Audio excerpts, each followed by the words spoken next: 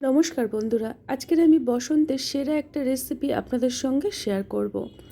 রেসিপিটি তৈরি করার জন্য নিয়েছি আমি এখানে লাল আলু, বেগুন, সজনে ডাঁটা, নিম পাতা আর নিয়েছি একটা কাঁচা কলা। প্রথমে বেগুনটাকে ঠিক এই রকমভাবে লম্বাটে করে কেটে নিতে হবে। সিজন চেঞ্জের সময় এই রেসিপিটি একবার হলেও বানিয়ে দেখবেন, শরীর সুস্থ থাকবে আর মুখের স্বাদও খুব ভালো থাকে। বেগুনগুলো আমি দেখুন এইভাবে কেটে রেডি করে নিলাম। এবারে কাঁচা কলার খোসাটাকে প্রথমে আমি একটা পিলারের সাহায্যে ছাড়িয়ে নিয়েছি। এবারে কলাগুলোকে দেখুন এইরকম লম্বাটে করে কেটে নিচ্ছি। রেসিপিটি প্রথম থেকে দেখতে থাকুন, আশা করছি আপনাদের ভীষণ ভালো লাগবে। কাঁচা কলা কেটে নিলাম। এবারে লাল আলুটাকেও ঠিক লম্বাটে করে রেখে আমি কেটে নেব। এইভাবে যদি রেসিপি তৈরি করেন একটু তিতকুড়ি ভাব লাগবে না, খেতে দুর্দান্ত লাগে। লাল আলুটাকেও ঠিক একই রকমভাবে কেটে রেডি করে নিয়েছি। এবারে সজনে ডাঁটার এই গায়ের থেকে আঁশটাকে ছুরির সাহায্যে প্রথমে ছাড়িয়ে নিতে হবে। আর যদি একদম কচি ধরনের সজনে ডাঁটা ব্যবহার করেন, দেখবেন তার মধ্যে আঁশটা একদম কম থাকে, তার ক্ষেত্রে ছাড়ানোর দরকার পড়ে না। এই দেখুন মোটামুটি 1 ইঞ্চি করে লম্বা রেখে আমি ডাঁটাগুলোকে কেটে রেডি করে নিলাম।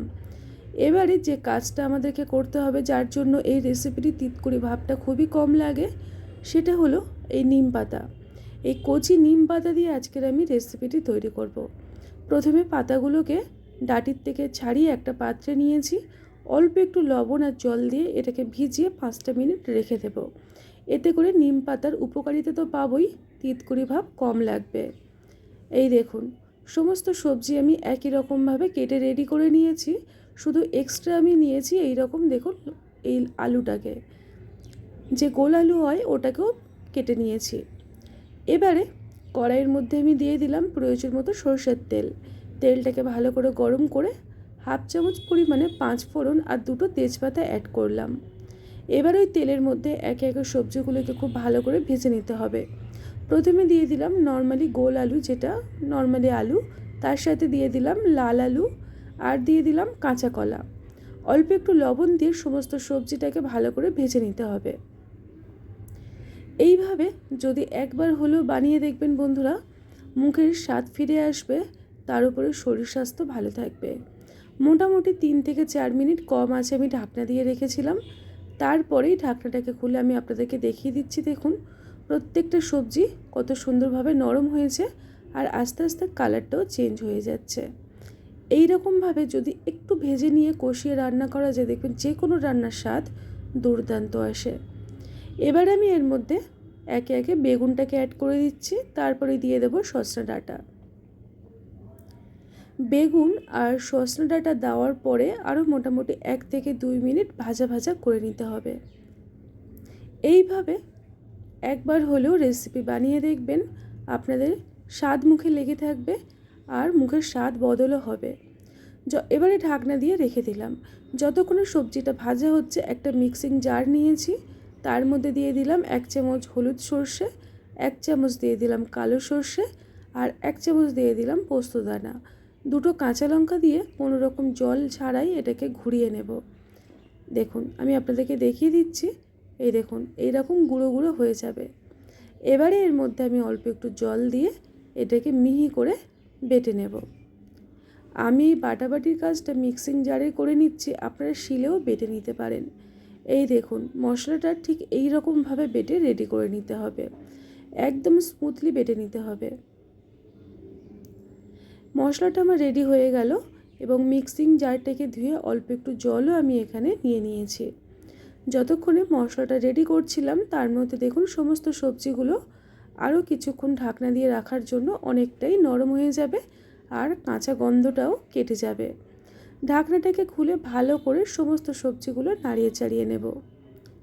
এবারে আমি এর মধ্যে দিয়ে দেব 1 চা চামচের 4 ভাগের 1 ভাগ হলুদ গুঁড়ো আর দিয়ে দেব 1 চা চামচের 4 ভাগের 1 ভাগ লাল লঙ্কার গুঁড়ো দিয়ে খুব ভালো করে সবজিটাকে মশলার সাথে ভেজে নিতে হবে। ভাজা ভাজা হয়ে গেলেই তারপরে আমি দিয়ে দেব আগের থেকে পেস্ট করে রাখা মশলা। সমস্ত মশলা আমি একই সাথে সবজির মধ্যে দিয়ে দেব।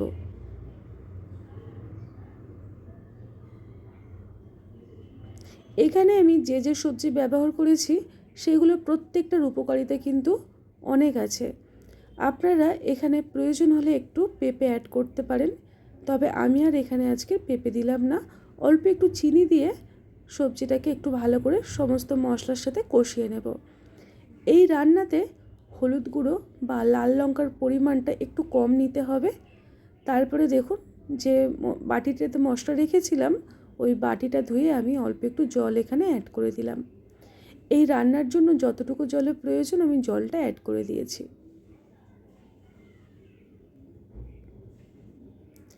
এবারে আমি এখানে দিয়ে দেবো স্বাদ মতো বা পরিমাণ মতো লবণ, দিয়ে ঢাকনা দিয়ে এটাকে সিদ্ধ হওয়ার জন্য রেখে দেব। তার মধ্যে আমি দেখুন একটা তড়কা প্যান গ্যাসের উনানে বসিয়েছি, তার মধ্যে আমি দিয়ে দিয়েছি 1 চামচ পরিমাণের সর্ষের তেল। আর যে নিম পাতা আমি লবণ জলে ভিজিয়ে রেখেছিলাম, এই নিম পাতাটাকে আমি ভালো করে জল ঝরিয়ে তুলে নেব। নিয়ে গরম তেলের মধ্যে দিয়ে দিলাম। পাতাটাকে মোটামুটি 1 থেকে 2 মিনিট মিডিয়াম আঁচে রেখে উল্টে পাল্টে ভেজে নেব। একদম ডাইরেক্ট যদি আমরা এইভাবে নিম পাতা দিয়ে দিই তাতে কিন্তু তিতকুড়ি ভাবটা খুব বেশি লাগে। আর এই রকমভাবে ভেজে নিয়ে যদি দেওয়া হয় দেখবেন তেতো ভাবটা অনেকটাই কমে যায়। অনেকে কি করেন, প্রথমে নিম পাতাটা ভেজে নিয়ে সেই তেলের মধ্যে বাকি রান্নাটা করেন, যার জন্য তেতোটা অতিরিক্ত মাত্রায় মনে হয়।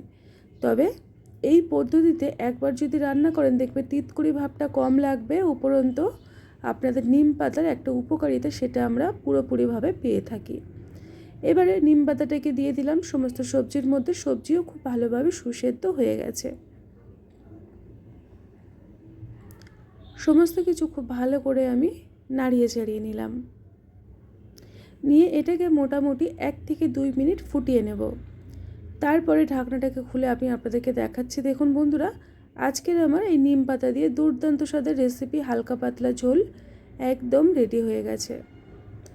গরম গরম ধোয়া ওঠা ভাত দিয়ে প্রথম ভাতে খাওয়ার জন্য এই গরমের দুপুরের একদম উপযুক্ত একটা রেসিপি। সবার শেষে আমি 1 চামচ পরিমাণে চিনি অ্যাড করলাম, করে নাড়িয়ে চাড়িয়ে আমি এটাকে নামিয়ে নেব। আপনারা দেখে নিশ্চয়ই বুঝতে পারছেন কতটা সুন্দর দেখতে হয়েছে। খেতে কিন্তু দারুণ হয়। অতিরিক্ত তিতকুড়ি ভাব ছাড়াই তেঁতোর ঝোল আমার আজকে রেডি হয়ে গেল। এবারে এটাকে আমি একটা পাত্রের মধ্যে গরম গরম পরিবেশন করে নিচ্ছি। তো বন্ধুরা, কেমন লাগলো আজকের আপনাদের নিম পাতার হালকা পাতলা ঝোল? একদম কম তেল মশলা দিয়ে তৈরি করে দেখালাম। যদি একটুকুও ভালো লেগে থাকে তাহলে এইভাবে একবার হলেও ট্রাই করে দেখবেন।